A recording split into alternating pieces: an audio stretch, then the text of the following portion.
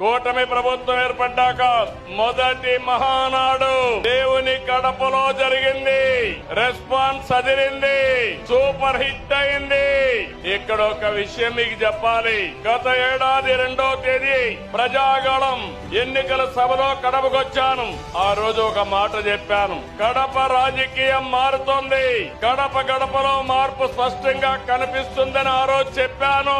అది మీరు చూస్తే అహంకారంతో విర్రవీగే వారికి ఎన్నికల్లో కడప జిల్లా ప్రజలు అద్భుత చైతన్యంతో తీర్పు చెప్పారు. ఈ ఎన్నికల్లో ఒక కడపే కాదు, రాష్ట్రం ప్రతి ప్రాంతం అద్భుతమైన విజయాన్ని సాధించాం. ఉమ్మడి కడపలో 10కి 7 గెలిచాం. తమ్ముళ్ళు ఇప్పుడు నుంచి కష్టపడితే 2029లో 10కి 10 సిద్ధమా అని అడుగుతున్నా మిమ్మల్ని.